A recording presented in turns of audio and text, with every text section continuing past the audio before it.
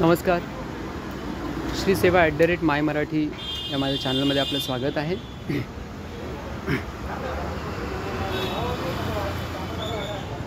मी लवकरच म्हणजे मुंबईमध्ये साधारण इयत्ता दुसरीपासून मुंबईत आलो. माझ्या आजी आजोबांना मी जास्त आजी आजोबांचा जास्त संपर्क किंवा जास्त त्यांच्या सहवासात नाही राहू शकलो. खूप प्रेमळ आणि सरळ साधे व्यक्तिमत्व होते ते माझ्या आजोळचे पण आणि इकडचे पण, बाबांकडचे पण, आजी आजोबा. तर त्यांचं जे आपलेपण, त्यांचं जे ममत्व,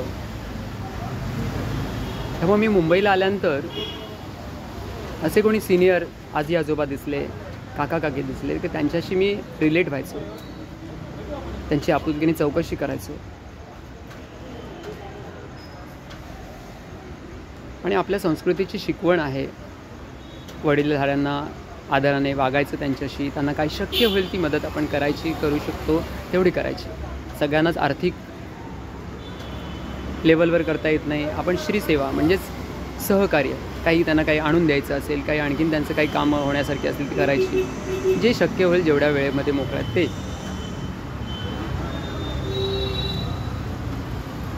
आणि याचाच कुठेतरी तो परमेश्वर नोंद ठेवतो आणि आपल्याला नक्की प्रसंगांमध्ये ती जे काही सेवा केलेली असते त्याची पुण्याई रूपाने तो आपल्याला तिकडे एनर्जी पुरवतो, शक्ती पुरवतो परमेश्वर.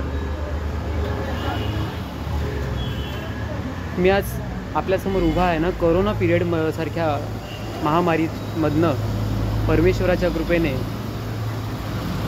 आपण सगळे सुखरूप आहोत आत्तापर्यंत. चांगले स्ट्रॉंग धडधाकड मंडळी केवळ भीतीपोटी म्हणा किंवा केवळ त्यांची त्यावेळेला एनर्जी लेवल डाऊन झाली आणि जीवानिशी गेले. त्या ज्या गोष्टी बाधक असतात, ज्या गोष्टी संसर्ग निर्माण करतात, त्या गोष्टी आपण आता आपल्या टाळल्या पाहिजेत. आपण स्वच्छतेकडे लक्ष ठेवलं पाहिजे. आपण आपल्या अवतीभोवतीचा परिसर, मध्ये थुंकण्याची सवय असतो, कोणी गुटखा पान खाणारे थुंकणारे असतात, ह्या कुठेतरी तिथे बाबा हात जोडतो, हे नको इथे टाकू करून. आपलेपणाने आपल्या शहरासाठी आपण करतो. आजी आजोबांच्या प्रती जसं आपल्याला आस्था आणि प्रेम असतं. एक मी तुम्हाला उदाहरण सांगतो. आमच्या ओळखीचे एक गोरे काका म्हणून आहेत. त्यांची स्टोरी तुम्हाला आवर्जून सांगतो एवढ्यासाठी की काय मेहनत असते, काय कुटुंबाप्रती कर्तव्य दक्षता असते. हे एक व्यक्ती आदर्श, मूर्तिमंत आदर्श आहेत. इयत्ता 10वी नंतर मी कामाला लागलो आणि ह्या काकांची ओळख झाली. त्या काकांची पार्श्वभूमी अशी की नवरा बायको, 2 मुलं आणि एक तिसरी मुलगी पण मोठी आहे. प्रॅक्टिकली असं की त्या व्यवस्थित त्यांचा धंदा होता, दुकान होतं, मागाठाणे डेपोच्या तिकडे स्वतःचे फ्लॅट होता. पण ती 2 मुलं, एक 6 वर्षाचा मुलगा आणि एक 5 वर्षाची मुलगी, त्या वयामध्ये असताना मुलाला फक्त ताप आला. त्याला डॉक्टरांनी जे काय इंजेक्शन दिलं ते चुकीचं इंजेक्शन दिलं. आणि त्या 6व्या वर्षापर्यंत जो मुलगा चालणारा, बोलणारा होता, धावणारा होता, तो मुलगा अक्षरशः हातापाय वाकडे, असे हातपाय वाकडे आणि अंथरुणावर पडून राहिला त्या चुकीच्या इंजेक्शनमुळे. डॉक्टरांनी कबुली दिली, ब्लँक चेक दिला, माझ्याकडनं चुकी झाली, जी काय अमाऊंट टाकून घ्यायची ती टाका, तुम्ही माफ करा मला. काकांनी नाही घेतली ती रक्कम. ते काय कमी की काय, तर ती मुलगी 5 वर्षाची ती बेडवरनं खाली पडली एवढंच निमित्त.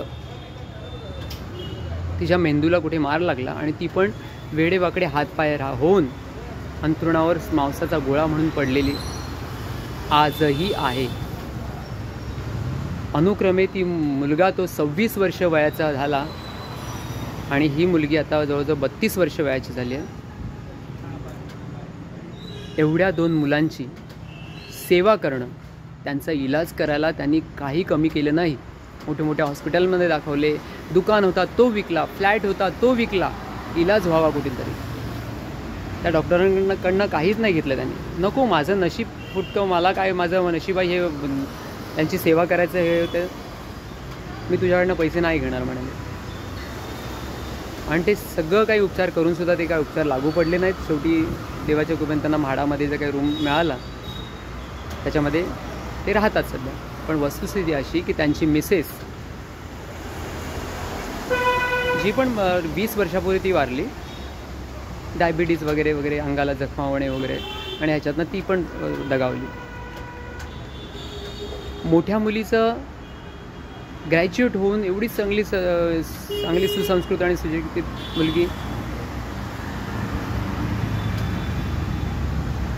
सगळं काही आपल्या नातेसंबंधामध्ये किंवा समाजामध्ये हे त्यांचा विवाह वगैरे करूनसुद्धा तेही नीट राहिलं नाही. तेही समोरची पार्टी, समोरची लोक बरोबर नाही मिळाली, त्याच्यामुळे तिचाही संसार उद्ध्वस्त झाला. ती केपेबल आहे, ती नोकरी करते आणि सगळं सांभाळते. आजच्या घडीला तीच बाबांना सांभाळते.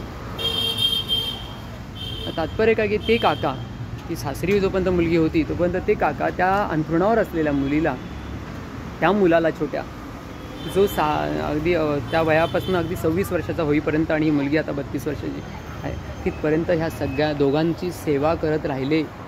अगरबत्तीचा स्वतः बनवतात आणि विकतात. आज वर्ष त्यांचं 85च्या वर आहे. कष्ट करेन, माझं काय कर्तव्य आहे ते मी करेन यांच्याप्रती, आणि त्याप्रमाणे मी त्यांचं सांभाळ करेन.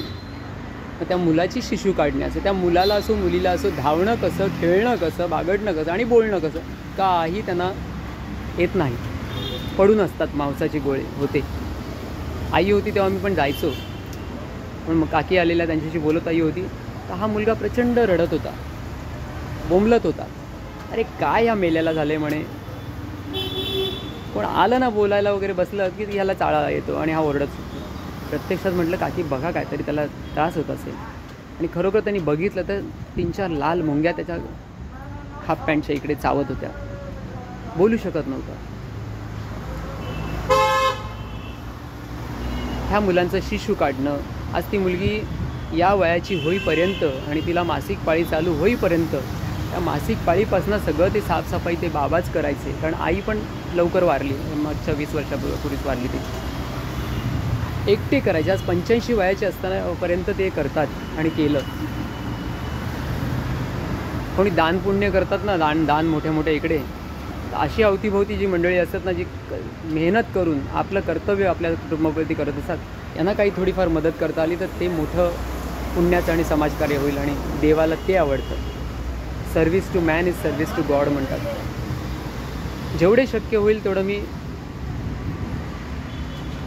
काही मदत, वेळ बोलावलं, काय बाबा हे करायचं, हे बघ बिघडलं आहे बघ, हे काय कर जरा,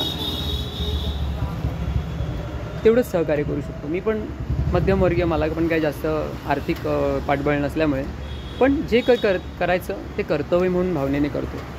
बोलावल्यावर नाही म्हणत नाही, जातो. पण त्यांची सेवा बघितली ना तर सॅल्यूट देम. मुलांप्रती, बायकोच्या प्रती, आपल्या कुटुंबाप्रती हे सगळं करून घरात अगरबत्ती बनवून ती विकायची, ती दारोदार काहींना ओळखीच्या लोकांना नेऊन विकायची, थोडंसं गेटवर विकायची, अशा पद्धतीने कामं करून पण प्रामाणिकपणे राहून. काही वर्षांपूर्वी लोक म्हणायचे, काय हो किती वर्ष ह्या मुलांना असं तुम्ही बघणार, किती वर्ष त्यांना पोषणार असंच, आणि आता तुम्ही आहात तोपर्यंत तुमच्यानंतर यांना कोण बघणार. तर परमेश्वराने ती तशी म्हणतात ना काय व्यवस्था केली. तर मुलगा मागे 10 वर्षापूर्वी तो मुलगा वारला. आईचं निधन झाल्यानंतर त्याला पण थोडासा शॉक धक्का बसला असेल, तो वारला. आता मुलगी आहे ती आता अंथरुणाला नुसती खेळून असते, तिला बोलू शकत नाही. तिचा शिशू काढण्यापासून सगळं काका करतात, जेवण बनवण्यापासून सगळं. ते सत्संगाला जातात, परमार्थाला जातात, आणि ठाम सांगितलं माझ्या गुरूंनी, माझ्या सद्गुरूंनी जे काय मला सांगितलं ना आणि जे काय मला आत्मविश्वास दिला आहे तो मला विकतही मिळणार नाही कुठे. हे माझ्या परंपरेचे, माझ्या पूर्वकर्माचे काय जे भोग असतील ते भोग आत्ता या जन्मातच भोगून जायचं आहे. अशी वेळच येणार नाही की तुझ्या पश्चात तुझ्या मुलांची आबाळ होईल किंवा त्याचे हाल होतील म्हणून. परमेश्वराला स्मरून त्याच्या कृपेने आज जे काय आहेत आपल्याला दिवस ढकलायचे आहेत, कर्तव्य म्हणून करायचे आहेत आणि ह्या पद्धतीने त्या वचनावर ठाम राहून ते श्रीसेवा, मोठी श्रीसेवा करतात. कोणी पालकांनी एवढी केली नसेल, आम्ही करू शकत नाही एवढी त्यांनी केली आहे, आजपर्यंत करतायत. मुंबई शहरामध्ये एवढ्या सगळ्या काही वस्तू प्रत्येक पैशाशिवाय काही नाही, तिथे करतात, मेहनत करतात.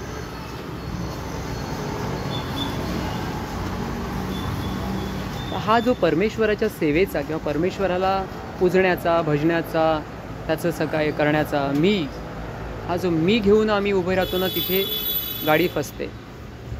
मी गणपतीचं खूप करतो, मी गणपतीला काय कमी करून देत नाही. गणपतीमुळे मी आहे ही ओळख त्यांना मिळाली, त्या काकांना, म्हणून ते काका आज कर्तव्य दक्षतेने फक्त कर्तव्य या भावनेतनं जगतात. कुठलंही दुःख नाही, टेन्शन नाही, चिडचिड नाही, तुमच्या पूर्ण हे सगळं मी करण्यासाठीच मी जन्माला आलो आहे का वगैरे काहीच नाही. कर्तव्य भावनेने ही संस्कृती आहे आपली.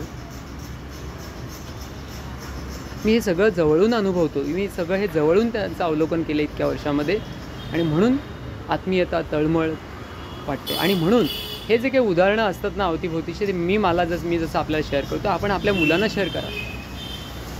विचार करा, 26 वर्ष ती अंथरुणावर खेळलेली मुलगी, 6व्या वर्षी जे अपंगत्व आलं, हातपाय वाकडे झालेले, आणि तो मुलगाही तसाच मुलगी 32 वर्षापासून आत्ता लोळते, अंथरुणावरच आहे, आणि मुलगा 26 वर्षापर्यंत असाच अंथरुणावर पडून शेवटी वारला.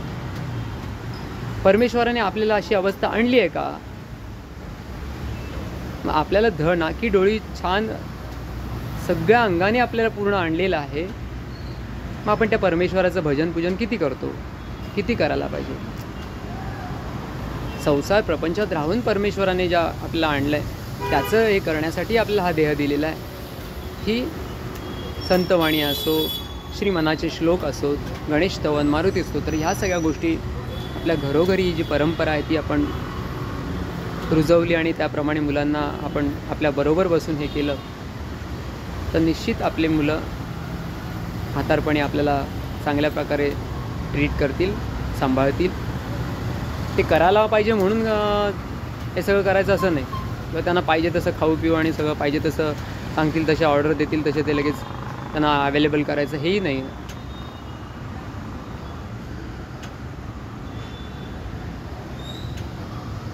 तर ह्या सगळ्या अवतीभोवती गोष्टी होत असतात, त्याच्यातनं आपल्याला काही शिकायला मिळतं आहे. देह हा क्षणभंगूर आहे, नाही क्षणाचा भरोसा, पडता न पडता निमिष जाणे लागे, इतकं अनिश्चित आहे. जो वरी आहे प्राण त्याचा, परमेश्वराने आपल्याला देह दिला आहे, तो वरी आपण जेवढं होईल तेवढं सत्कर्म करावे असं त्या संतांची शिकवण आहे आपल्याला. आणि त्या संतभूमीमध्ये, पुण्यभूमीमध्ये आपण शिवरायांच्या जन्मलो आहे. जेवढं होईल तेवढं आपल्याला एकमेकांना सहाय्य करू, अवघे धरू सुपंत, ह्या भूमिकेतनं एकत्रित संघटित राहिलो, सगळं काही उत्तम आणि सोपं होतं सगळं.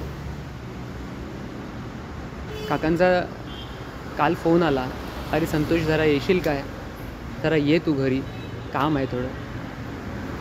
म्हटलं काहीतरी मिक्सर वगैरे बिघडला असेल किंवा काय आणखीन काय असेल. म्हटलं काका आज तर नाही जमणार, पाऊस पण जोरात होता आणि मला अर्जंटली अंधेरीला जायचं होतं. मग म्हटलं उद्या नक्की येतो काही करून. मग आज मी गेल्यानंतर गेलो तेव्हा की त्यांना अर्धांगाला वाद जातं तो प्रकार झाला होता. कर्तव्यदक्ष आणि कर्तबगार, सुशिक्षित, जॉबला असणारी ती मोठी मुलगी, ती तातडीने कीर्ती हॉस्पिटल वगैरे काय आहे इकडे बोरिवलीजवळचा, तिथे ॲडमिट केलं. तातडीने उपचार 1 दिवस बराचे केले. पण तिच्या लक्षात आलं बाबा 55,000 रुपये एका दिवसाचं बिल झालं. 7-8 दिवस जरी ठेवणार ते त्यामुळे खूप काही आपला बर्डन सुसायला लागलं आणि ते तेवढी काही आपल्याला कॅपॅबिलिटी नाही आहे. मग तिने तातडीने देवाने तिला सुचलं, तिला देवाच्या कृपेने, की जे हॉस्पिटलला तिने घेऊन गेली बाबांना कोणाच्या मदतीने ॲम्ब्युलन्स करून, आणि जे हॉस्पिटलवर तज्ज्ञ डॉक्टरांनी पण तातडीने उपचार केले. सरकारी उपचार यंत्रणा पण खूप चांगल्या आहे, जसं 7 हिल हॉस्पिटल अंधेरीला आहे. तर अशा याच्यामध्ये त्यांनी उपचार केल्यानंतर आता त्यांना घरी आणलं आहे. आणि मग ते त्यांचे हाताला आणि पायाला एक्सरसाइज करण्यासाठी ते तज्ज्ञ असतात ते घरी आले. त्यांचा पण कोणाला हवा असेल नंबर शेअर करेन, कोणी नातेवाईक, आईवडील व कोणाला जर गरज लागली त्यांची. फिजिओथेरपिस्ट पण हा प्रोफेशनल, खूप प्रोफेशनचा मोठा आहे आणि चांगला पैसे कमावून देणार आहे. ती पण एक सेवा आहे, पण सेवा करता करता त्यांना चांगल्या प्रकारे उत्पन्न पण मिळतं. पण हे मात्र जेन्युइन पर्सन, ज्यांना कोणाला गरज असेल त्यांनी नंबर मागावा, कोणाच्या नातेवाईकांना गरज लागली तर. 2-3 दिवसच झाले, पण चांगली प्रोग्रेस, चांगली सुधारणा त्यांच्यात होते. देवाला पण खूप मोठी दया असते. म्हणजे एवढ्या डॉक्टरांनी सांगितलं की हे नाही होणार, यांना घेऊन जा, पण वय पण वाढलेलं आहे आणि अटॅक, पॅरालिसिसचा. पण एवढी देवावर त्या सगळ्या कुटुंबावर कृपा, की थोडंसं हातावरलाच मायनर हे आहे. बाकी औषधोपचाराने आणि त्या तातडीच्या उपचाराने बऱ्याचशी सुधारणा त्यांची झाली, सुधारतायत. मग ती रस्सी वगैरे व्यवस्थित ॲडजस्ट करून त्या 2 ठिकाणी बांधायला सांगितली, ती बांधली. एक आमच्या सत्संगातले जे फार्मास्युटिकल आणि सर्जिकल मेडिकल ॲसेसरीजचे विक्री करतात, त्यांचा बिझनेस आहे, ते पण पुढच्या एक 15 मिनटावर आहेत. तिकडे म्हणाले जरा सॅनिटायझर पॅड त्यांच्याकडनं आणून देशील का, ती ताई म्हणाली. तर हो, मी म्हटलं जरूर देईन. मग तेवढे गेलो, त्यांच्याकडनं आणले, त्यांना सांगितलं असे झाले काकांचं. तर जे काय असेल त्यांनी पण नक्की, ही सेवा ही महत्त्वाची आहे. पैसाच सगळीकडे कमवतो आपण. ते 1200चे पॅड होते, ते त्यांनी चांगल्या क्वालिटीचे 800ला 40 पॅड दिले. ह्या परिस्थितीची जाण त्यांनाही आहे, त्या काकांबद्दल स्टोरी त्यांनाही माहिती आहे त्या गृहस्थांना, आणि म्हणून त्यांनी ते सहकार्य केलं, त्यांना कुठलाही नफा न घेता. हे आपल्या लोकांना संघटित राहू, एकमेकांना धरून राहू, तर ह्या गोष्टी ज्या अशक्य किंवा जे खूप जड जातात त्या सुसह्य होतात. खूप बरं वाटलं त्यांना तेवढं सहकार्य करायला मिळालं. त्यांच्याकडे ॲक्युप्रेशरवाले आलेले, त्यांना अरे दादा हे तुमच्याकडेच राहतात कुठे, तर म्हणे गोविंदनगरमध्ये.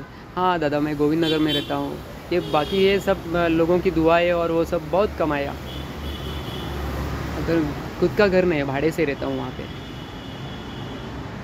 तर आपल्या अंतःकरणापासून एकमेकांना मदत करण्याची जी तळमळ असते, माणुसकी जपण्याची तळमळ असते. मी सांगितलं त्यांना, मी मालाडला फ्लॅट बुक केला आहे, तर इतक्या कमी रेटमध्ये लीगल प्रोसिजरने लोन पण तुमच्या फ्लॅटवर होणार आहे, तुमच्या पगारावर नाही. अशा पद्धतीने तुम्हाला ही व्यवस्था आहे. 2-3 फ्लॅट आहेत, मला हवं असेल तर जरूर म्हणे. मला गरज आहे. इतके वर्ष मुंबई गेली पण मी घर नाही घेऊ शकले. 1ही रुपया कोणाकडनं दलाली घेत नाही आणि घेणार नाही. त्यांनाही तेच सांगितलं. बरं वाटलं त्यांना खूप.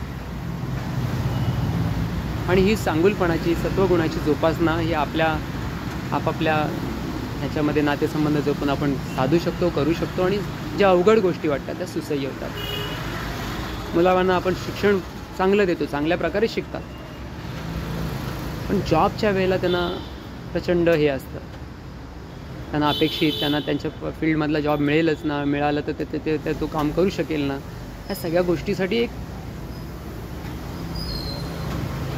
त्यांच्याशी समन्वय साधण्याची जी गरज असते, पालकांनी म्हणा, पालकांच्या इतर मित्रमंडळींनी म्हणा, ह्या गोष्टींनी सगळं सुसह्य होतं.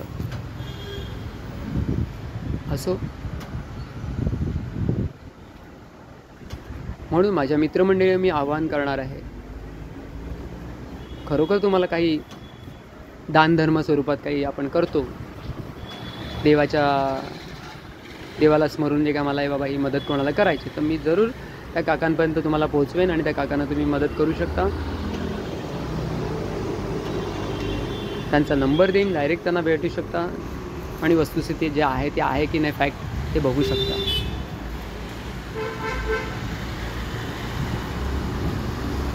धन्यवाद. इथेच थांबतो.